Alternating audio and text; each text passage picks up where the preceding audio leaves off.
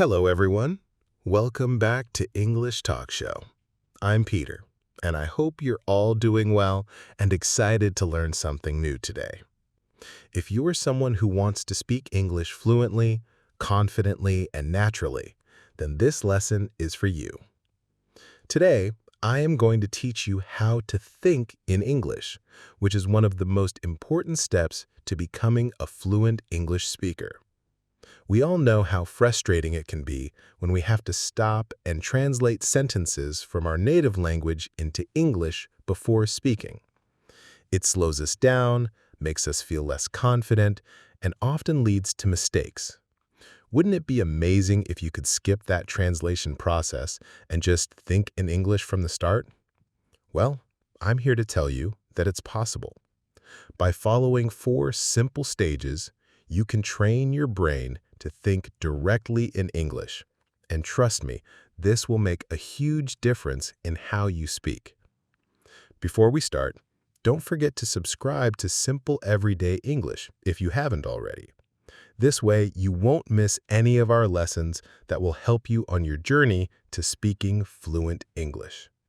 Now, let's get into today's lesson, how to think in English.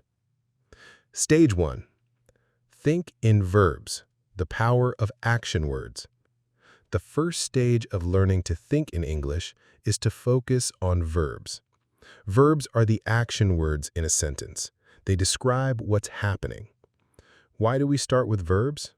Because action is all around us, and if we can think about what's happening in English, we can start forming sentences in our heads more quickly.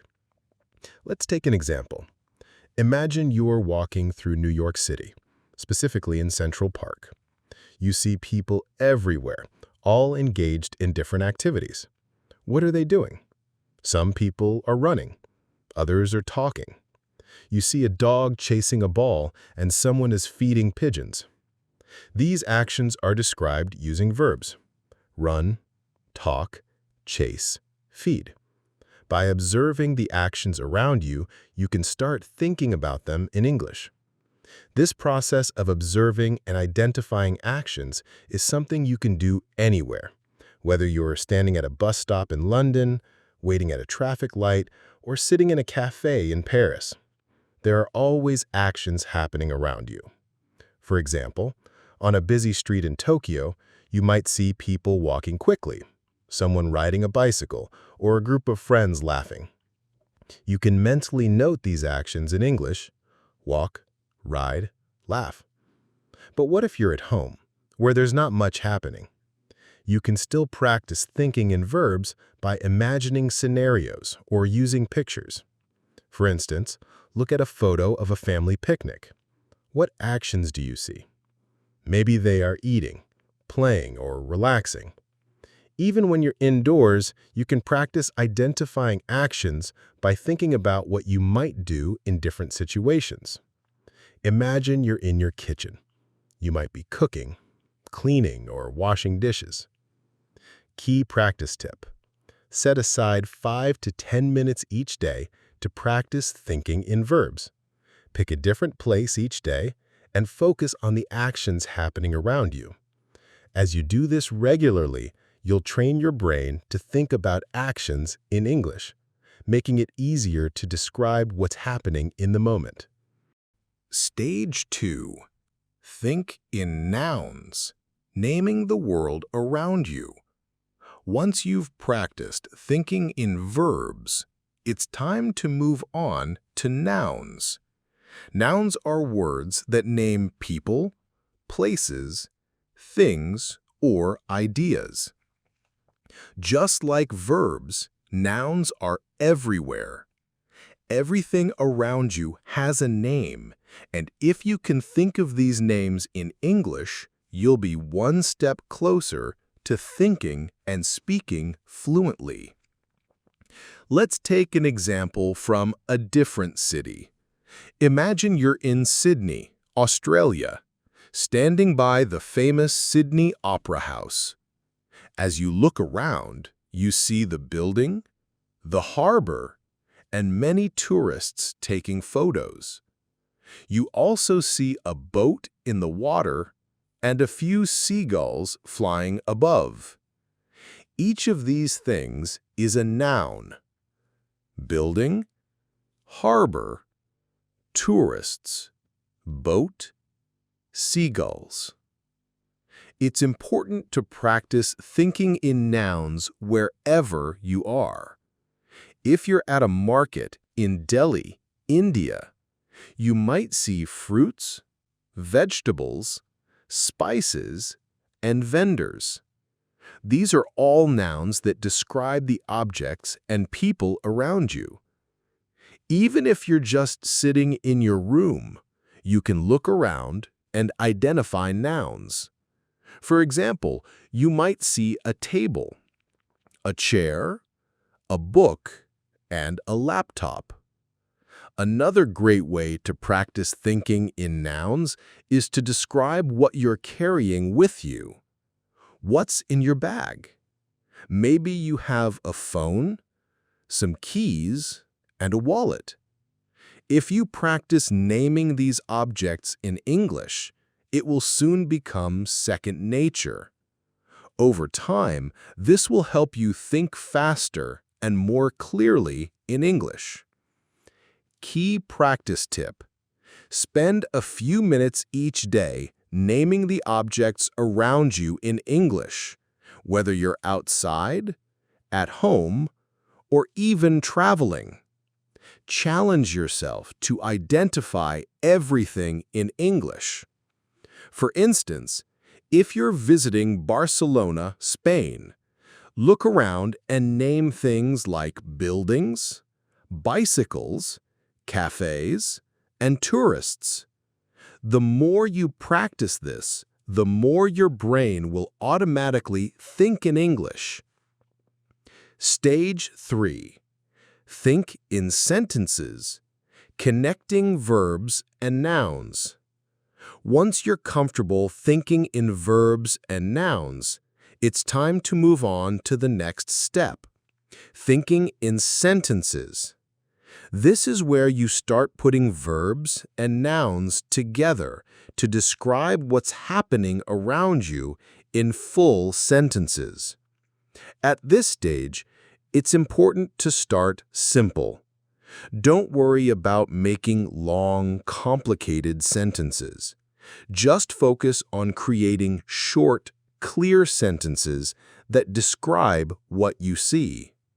For example, if you're in Cape Town, South Africa, looking at Table Mountain, you might say, "The tourists are climbing the mountain. The sun is shining. The wind is blowing." These are simple, but they allow you to practice thinking in complete sentences. Now let's imagine you're in Toronto, Canada, sitting in a park. What's happening around you? You could describe the scene like this: a family is having a picnic. The children are playing with a ball. The birds are flying in the sky.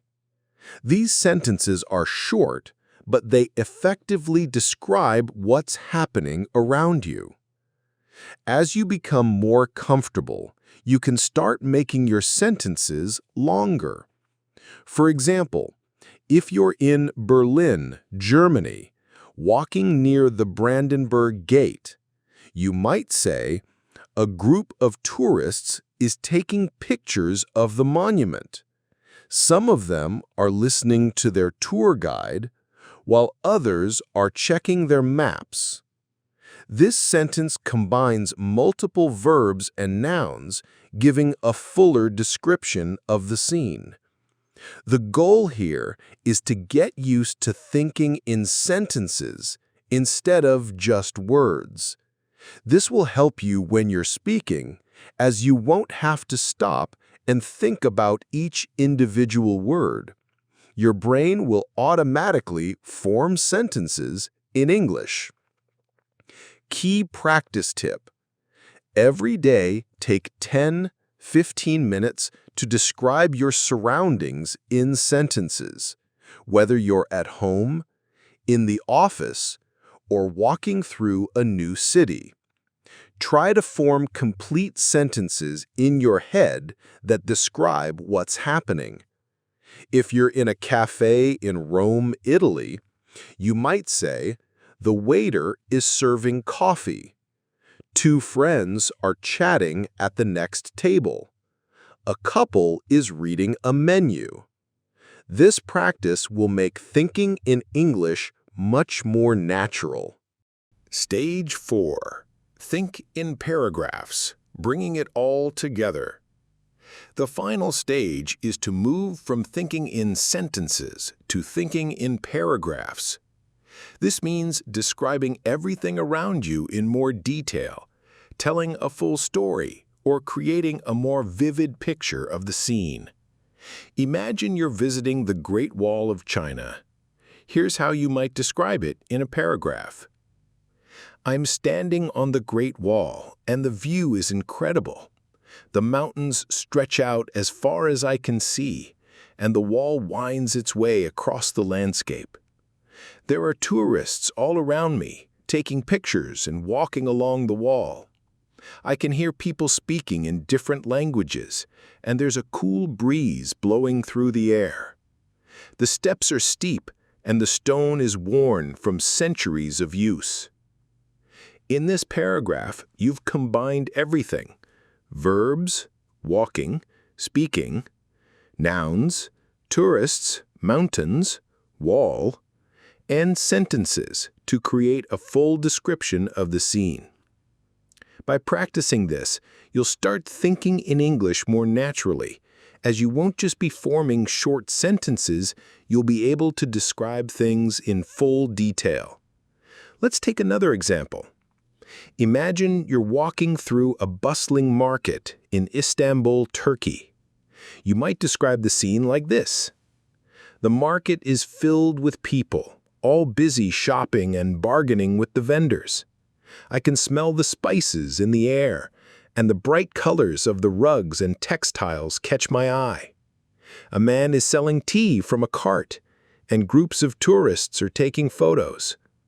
The sound of people talking and laughing fills the air, and the atmosphere is lively and energetic. When you practice thinking in paragraphs like this, you are training your brain to describe events and scenes in full detail without stopping to translate from your native language.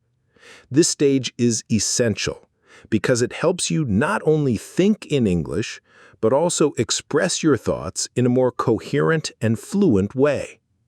By focusing on forming paragraphs, you can talk more naturally and at length, which is key when you're aiming for fluency. Let's take one more example to practice. Imagine you're sitting in a cozy cafe in Amsterdam, Netherlands. Here's how you might describe the scene in a paragraph. I'm sitting at a small table by the window, sipping my coffee. The cafe is warm and inviting, with soft music playing in the background. Outside, I can see people riding their bicycles along the canal. The sky is cloudy, and it looks like it might rain soon. Inside, a few people are reading books, and a couple is chatting quietly over their breakfast. The smell of freshly baked bread fills the air, and the atmosphere is calm and peaceful. Putting it all together, achieving fluency through practice. By now, you should have a clear understanding of the 4 stages of thinking in English. Think in verbs, focus on action words and describe what is happening around you. Think in nouns, name the people, places, and things you see in your surroundings. Think in sentences. Combine verbs and nouns to form short, simple sentences. Think in paragraphs. Bring everything together to create detailed descriptions of scenes and events. Each of these stages builds on the previous one, helping you develop the ability to think directly in English without the need for translation. It's important to practice each stage regularly, as this will train your brain to process information in English more naturally. why thinking in English is essential for fluency. Now that you understand the stages, let's talk about why this method works. When you first start learning English, you likely translate from your native language. This is natural, but it creates a delay in your speaking. Instead of speaking smoothly, you have to pause and think about what to say, which can make you feel less confident. By practicing thinking in English, you eliminate that translation step. Your thoughts will naturally form in English, making your speech faster and more fluid. When you can think in English, you'll also find it easier to have conversations, express your ideas, and respond quickly in discussions. For example, imagine you're at a job interview in London, and the interviewer asks you to describe a challenging situation you faced at work. If you're thinking in your native language, you might need a moment to translate your thoughts into English. But if you've trained yourself to think in English, you can respond immediately and confidently without hesitation. Practical exercises to help you think in English. Now that you've learned the 4 stages, here are some practical exercises you can do to improve your ability to think in English. Daily observations. Spend 10-15 minutes each day observing your surroundings and describing them in English. Whether you're on the bus, at the park, or walking through your neighborhood, challenge yourself to describe everything you see using verbs, nouns, and sentences. 2. Picture descriptions. Find a photo from a magazine, website, or your own photo album. Look at the picture closely and describe everything you see in English. For example, if you're looking at a picture of a beach, you could say, "The sand is white and the water is crystal clear. There are a few people swimming and some children are building a sand castle in the distance. I can see a boat sailing on the horizon." 3. Write a journal. At the end of each day, write a short journal entry in English. Start by describing what you did that day, where you went, and who you met.